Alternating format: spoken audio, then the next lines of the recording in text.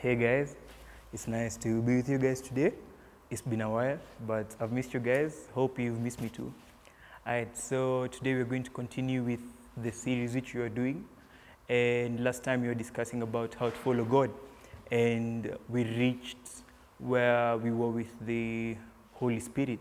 So there's a question I asked last nugget, and if you haven't watched that nugget, you can go there and watch. And you can also be watching nuggets from other people, let's say Justin and Akina Albert. They're really insightful and are really encouraging during the week. So this time we're going to answer the question indirectly, and we'll continue answering the question as we go on. So today we're going to start off with the story of David and Goliath. I'm sure your whole life you've heard this story like a million times, but I'm still going to say it. So, of course, like a brief context is Jesse tells David, Ayo, you go take to your brother some food. And David goes, anaenda anapata, there's a bazenga ambaye anatishia the Israelites, and what's it called? David's like, hey, me, I'm going to fight. Everyone else is like, are you sure you're going to fight because you're pretty small? Hey, David, what's the reward? He's like, you're going to get a wife and a lot of money. Hey, David's like, hey, I'm going to fight. So he goes to Saul, and Saul is like, hey, I don't think you're up to this. He's like, hey, I've beaten lions, 3 bears. And at Church Saul, he's allowed to go fight. So when he goes to fight, of course, Anavalisha the armor, David's like, hey, we don't do this here. So he chucks the armor and goes with 5 stones. So, and that is where I come. Goliath seeing this boy has come with a staff. He's like, hey, kwani am I a dog? You're sending this guy with a stick, man. So David, in response to this, is where we're going to read our verse.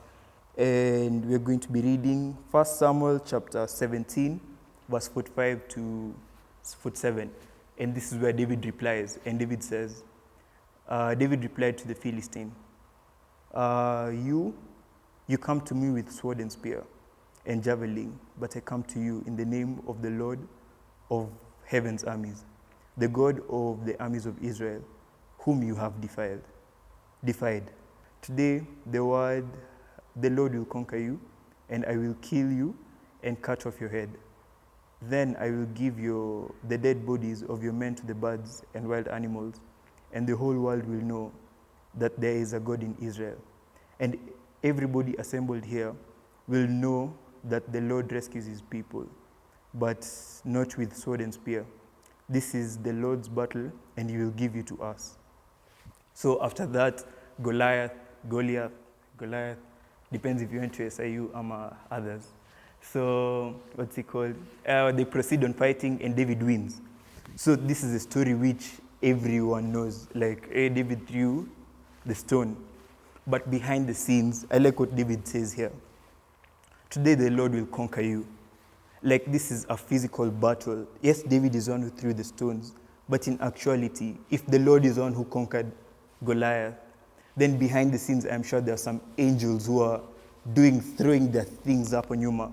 But physically, as we just see David throwing the stone. And the story that illustrates this, I won't read it, but it comes from 2 Kings chapter 6, verses 14 to 23.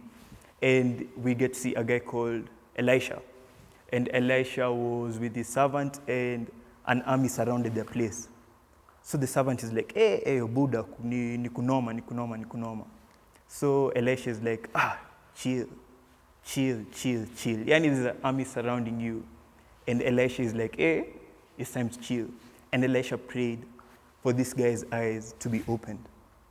And when this guy opened his eyes, is when he saw the army that was for them. That is the angels who are there. Yani behind the scenes, the angels were the ones who were there.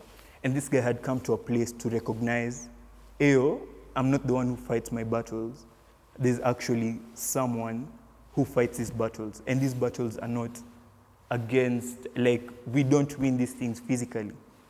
So these 2 illustrations which I've used are just to show these guys had actual physical, but like they were supposed to fight with someone physically. But the strength they got was from the spiritual. So first of all, I want to tell you that you've been fighting your battles wrong. Because first of all, you've been fighting, number 1, the wrong enemy. And number 2, you've been using the wrong tactics. I like that word, tactics. I'll say it again, tactics. All right. So you've been fighting the wrong enemy, and you've been using the wrong tactics. So in the next nugget, I'm going to tell you the right enemy who you're supposed to face and the right tactics which you're supposed to use.